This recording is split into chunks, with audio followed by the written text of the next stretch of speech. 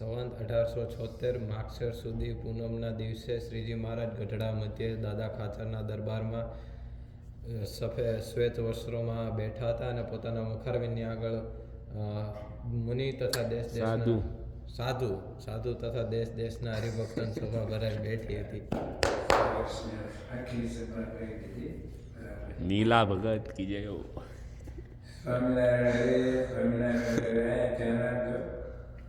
શ્રીજી મહારાજ કહે છે, અને એ જે સર્વે તેની ઉત્પત્તિ જાણવી. મહારાજે આ બધાની ઉત્પત્તિ જાણવી. તે ઉત્પત્તિ કહે છે જે હવે આ ઉત્પત્તિ થઈ છે, મહારાજ કેવી રીતે ઉત્પત્તિ થઈ એ મહારાજ વાત કરે છે. જે પોતાના ધામને વિશે રહ્યા એવા જે શ્રી કૃષ્ણ ભગવાન તે અક્ષર પુરુષ રૂપે કરીને માયાને વિશે ગર્ભને ધરતા આવા. પોતાના ધામને વિશે રહ્યા જે શ્રી કૃષ્ણ ભગવાન તે અક્ષર પુરુષ રૂપે કરીને માયાને વિશે ગર્ભને ધરતા આવા. ત્યારે તે માયા થકી અનંત કોટી જે પ્રધાન અને પુરુષ તે થતા આવા. માયા થકી શું ઉત્પન્ન થયું? અનંત કોટી પ્રધાન અને પુરુષ. પ્રધાન એટલે સ્ત્રી અને પુરુષનું એક જોડલું. એવા એક ને કેટલા? અનંત કોટી, કરોડ નહીં, અનંત કરોડો પ્રધાન અને પુરુષની ઉત્પત્તિ થઈ. તે પ્રધાન પુરુષ કેવા છે? હવે મહારાજ કહે છે પ્રધાન પુરુષ કેવા છે? તો અનંત કોટી બ્રહ્માંડની ઉત્પત્તિના કારણ છે. અનંત કોટી બ્રહ્માંડની ઉત્પત્તિની ના કારણ છે. એમાંથી બધી ઉત્પત્તિ પ્રધાન અને પુરુષમાંથી થઈ.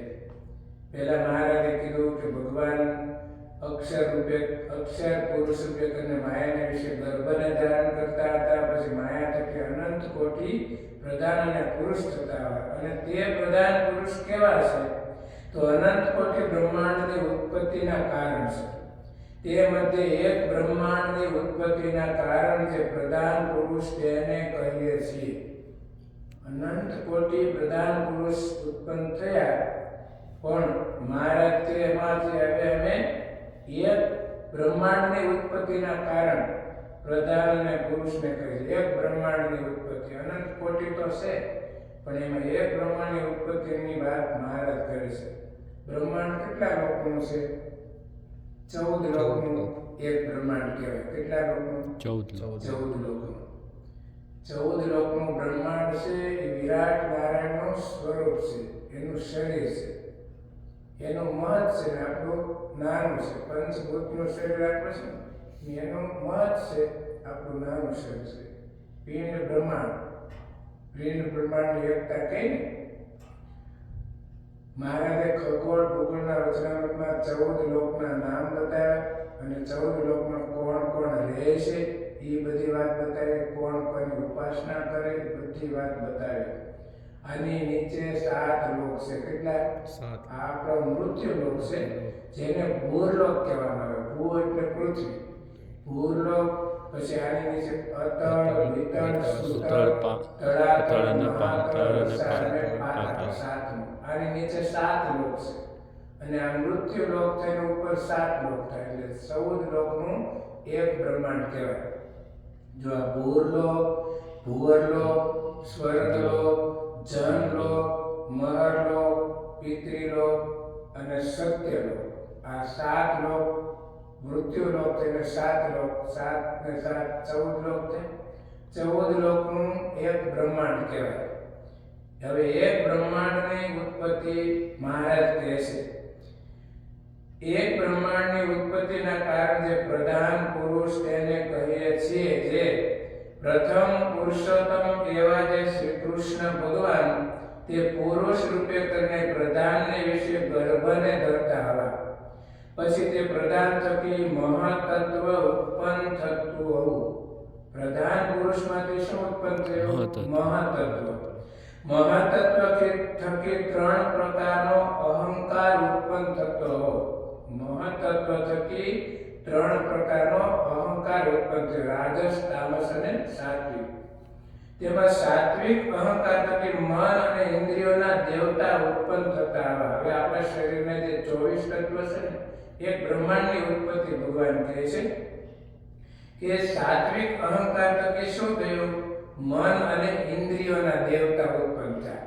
મન છે ને, મન આપણું એ સત્વગુણમાંથી ઉત્પન્ન થયેલું છે અને ઇન્દ્રિયોના દેવતા એ પણ સત્વગુણમાંથી થયેલા. સાત્વિક અહંકાર થકી 14 ઇન્દ્રિયો, આપણે જે 10 ઇન્દ્રિયો અને 4 અંતઃકરણ, 14 ના દેવો છે. આંખના દેવ સૂર્ય છે, કાનના દીપપાળ છે, નાકના અશ્વની કુમાર છે, જીભના વરુણ છે, ચામડીના વાયુદેવ છે. આ બધા દેવતાઓ હોય ને ત્યારે આપણે કાર્ય કરવાને સમર્થ થઈ શકીએ.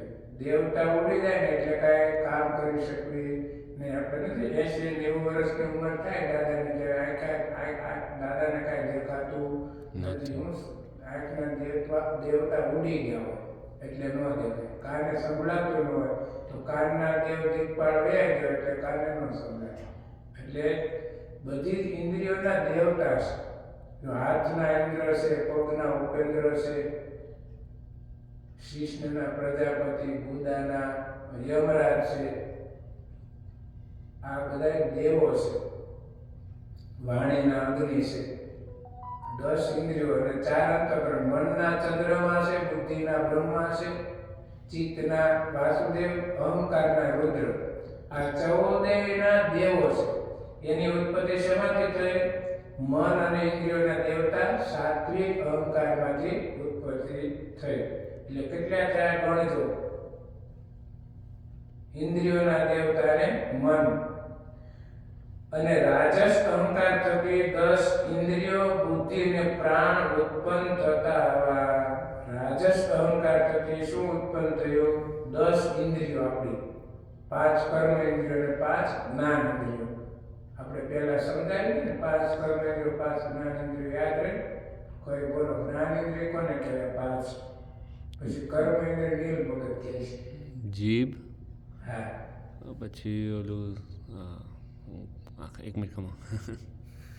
ઓલ 5 સેન્સીસ એટલે શ્રોત્ર, હા, જીભ, કાન, શ્રોત્ર, ત્વચા એટલે સાંભળી, નાક, આંખ અને કાન. જીભ. હા, આ 5 આપણી જ્ઞાન જ્ઞાન ઇન્દ્રિય. ઇન્દ્રિય. 5 કર્મ ઇન્દ્રિય છે હાથ, પગ, વાણી, શિષ્ણ શીશ અને અને બધા બે ગુપ્ત ઇન્દ્રિય. આ 5 કર્મ ઇન્દ્રિય. 10 ઇન્દ્રિયો, બુદ્ધિ અને પ્રાણ શેમાંથી ઉત્પન્ન થયા? રાજસ અહંકાર. મહતત્વમાંથી 3 પ્રકારનો અહંકાર થયો અને 3 પ્રકારના અહંકારમાંથી બધા દેવોની જે ઇન્દ્રિયોના દેવ, બુદ્ધિ રજોગુણમાંથી ઉત્પન્ન થઈ છે. અને પ્રાણ, પંચ પ્રાણ આવે આપણા શરીરમાં: પાન, અપાન, વ્યાન, સમાન અને ઉદાન. 5 ઉપપ્રાણ પણ આવે. 5 પ્રાણ અહીંયા એ બતાવ્યા. અને તામસ અહંકાર થકી પંચભૂત અને પંચ તન્માત્રા ઉપજતા આવ્યા. તામસ અહંકારમાંથી શું ઉત્પન્ન થયું? પંચભૂત. આપણું શરીર પંચભૂતનું છે ને, પૃથ્વી, જળ, તેજ, વાયુ અને આકાશ. અને પંચ તન્માત્ર એટલે પંચ વિષય એ તામસ અહંકારમાંથી ઉત્પન્ન થયા. શબ્દ, સ્પર્શ, રૂપ, રસ અને ગંધ. એવી રીતે સમગ્ર તત્વ ઉપજા. મહતત્વમાંથી બધા તત્વ ઉપજા મહારાજે. પછી તે પરમેશ્વરની ઈચ્છાએ પ્રેર્યા થતા પોતપોતાના અંશે કરીને ઈશ્વર અને જીવના દેહને સૃજતા આવ્યા. ભગવાનની ઈચ્છાએ પ્રેર્યા થતા પોતપોતાના અંશે કરીને ઈશ્વર અને જીવના દેહને સૃજતા આવ્યા એટલે સર્જન કર્યા. તે ઈશ્વરના દેહ તે વિરાટ, સૂત્રાત્મા અને અવ્યાકૃત એના 3 શરીર છે. ઈશ્વરના દેહ કયા? વિરાટ, સૂત્રાત્મા અને અવ્યાકૃત. અને જીવના દેહ તે સ્થૂળ, સૂક્ષ્મ અને કારણ. આપણા 3 શરીર આ છે, સ્થૂળ, સૂક્ષ્મ અને કારણ. ઈશ્વરના 3 શરીર છે, વિરાટ, સૂત્રાત્મા અને અવ્યાકૃત. અને તે વિરાટ નામે જે ઈશ્વરનો દેહ તેનો દ્વિપરાર્ધ કાળ પર્યંત આયુષ્ય છે. જો વિરાટનો જે દેહ છે, ઈશ્વરનો જે દેહ, તેનું વિરાટ નામે જે ઈશ્વરનો દેહ તેનું દ્વિપરાર્ધ કાળ પર્યંત આયુષ્ય. દ્વિપરાર્ધ, પરાર્ધ એટલે 50, દ્વિપરાર્ધ એટલે 100 વર્ષની નેટ આયુષ્ય વિરાટની. કેટલી? 100 વર્ષ. પણ એ ખગોળ ભૂગોળનું વચનામૃત વાંચો ને તો ખબર પડે કેટલા વર્ષો વયા જાય ને. લખ્યું છે કે આપણી આયુષના 8 અબજ અને 64 કરોડ વર્ષો થાય ને ત્યારે ખાલી વિરાટ બ્રહ્માંડ 1 દિવસ થાય. 12 કલાકનો ખાલી 1 દિવસ. કેટલા? 8 અબજ ને 64 કરોડ વર્ષ આપણી આયુષના વયા જાય ત્યારે ખાલી બ્રહ્માંડનો 1 દિવસ થાય. એવા 24 કલાકનો દિવસ રાત્રિ, 30 દિવસનો મહિનો, 12 મહિનાનું વર્ષ અને 100 વર્ષ બે રાત ગણો. એને કેટલા વર્ષો વહી જાય એની ગણતરી ન થાય એટલી એની મોટી આયુષ છે. આપણી આયુષ તો કાંઈ ન કહેવાય. તો મહારાજ કહે છે કે દ્વિપરાર્ધ કાળ પર્યંત આયુષ્ય છે, 100 વર્ષ. અને તે વિરાટ પુરુષના 1 દિવસને વિશે 14 મન્વંતર થાય છે. વિરાટ પુરુષના 1 દિવસમાં 14 મન્વંતર થઈ જાય છે. એટલો સમય વયો જાય છે. અને જેવડાનો દિવસ છે તેવડી રાત્રિ છે. જેવડો દિવસ એવડી રાત્રિ છે. અને જ્યાં સુધી એનો દિવસ હોય ત્યાં સુધી ત્રિલોકીની સ્થિતિ રહે છે. ખાલી જ્યાં સુધી વિરાટનો દિવસ હોય ને ત્યાં સુધી ત્રિલોકીની સ્થિતિ રહે છે. દિવસ સુધી 12 કલાક એની. ત્યાં ત્રિલોકી કોને કહેવાય? 10 લોકને ત્રિલોકી કહેવાય. સ્વર્ગ સુધી 10 લોકને ત્રિલોકી કહેવાય. નીચેથી 7 લોક, ભૂરલોક, ભુવરલોક અને સ્વર્ગલોક, આ 10 લોકને ત્રિલોકી કહેવાય. જ્યારે વિરાટ બ્રહ્માનો દિવસ પૂરો થાય ને ત્યારે ત્રિલોકીનો નાશ થઈ જાય, 10 લોકનો નાશ થઈ જાય. એને શું કહેવાય? અને જ્યારે એની રાત્રિ પડે છે ત્યારે ત્રિલોકીનો નાશ થાય છે. વિરાટની રાત્રિ પડે ને ત્યારે 10 લોકનો નાશ થઈ જાય. આપણો લોકે નાશ પામી જાય. સ્વર્ગ સુધી ગઈ જો ત્રિલોકીનો નાશ થાય. અને છે તેને નિમિત્ત પ્રલય કહીએ. 4 પ્રકારના પ્રલય ભાગવતમાં બતાવ્યા, ખગોળ ભૂગોળના વચનામૃતમાં બતાવ્યા. અને શું કહેવાય? નિમિત્ત પ્રલય કહેવાય. 10 લોકનો, ત્રિલોકીનો નાશ. આપણે નથી કહેતા ત્રિલોકનો નાશ, એમ નથી કહેતા. ત્રિલોક એટલે 10 લોક. એવી ત્રિભુવન માનવ દીઠી રે મૂર્તિ મરમાડી, તારા મુખની લાવણતા મીઠી રે મોહન મન માડી. બ્રહ્માનંદ સ્વામી ભગવાનના સ્વરૂપનું સુંદર વર્ણન કર્યું. એવી ત્રિભુવન માનવ દીઠી. ત્રિભુવન એટલે 3 લોક. 10 લોક આવે છે, ત્રિલોકી એને કહેવાય.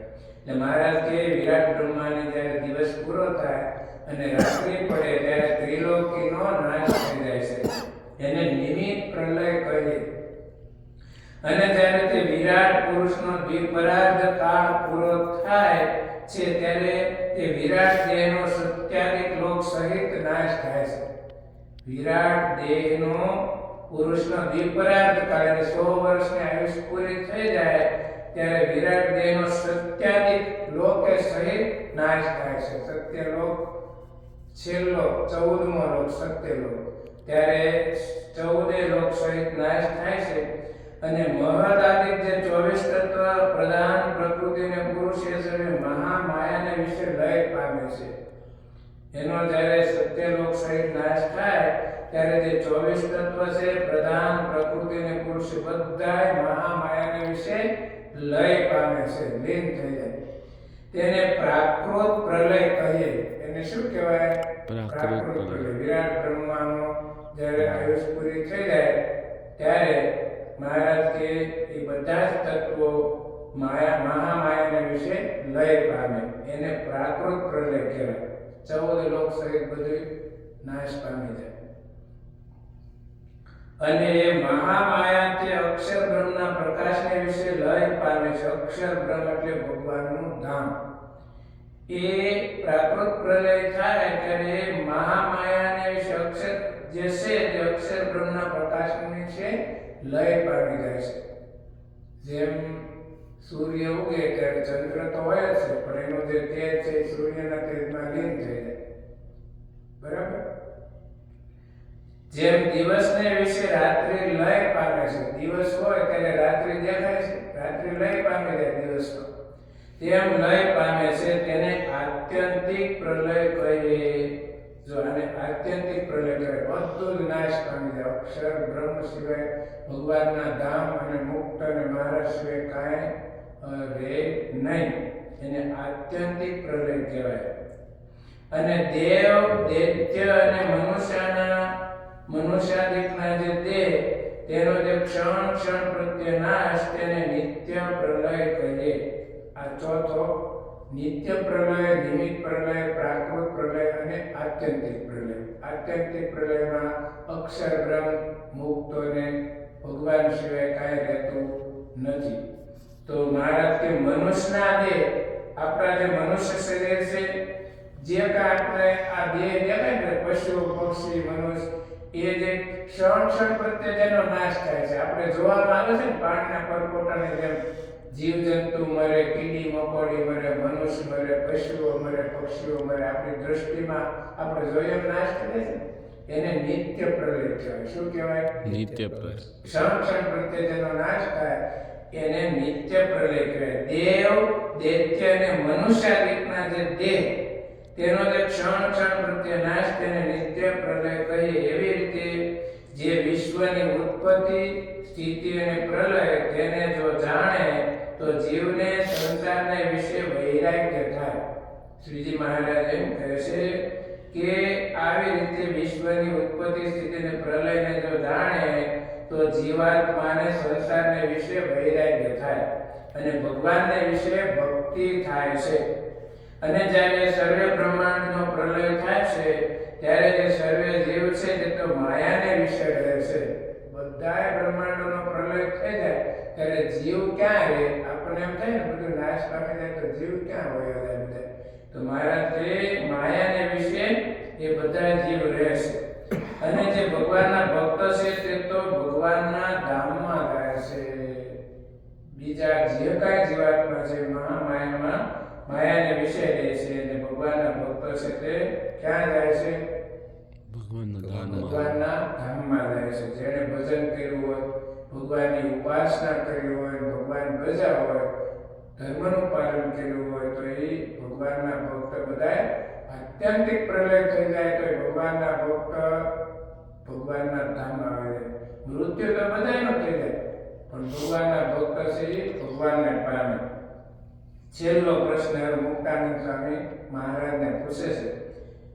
ત્યારે વળી મુક્તાનંદ સ્વામીએ પૂછ્યો છે તે ભગવાનનું ધામ કેવું છે? જો મહારાજને મુક્તાનંદ સ્વામીએ પ્રશ્ન પૂછ્યો, મહારાજ તે ભગવાનનું ધામ કેવું છે?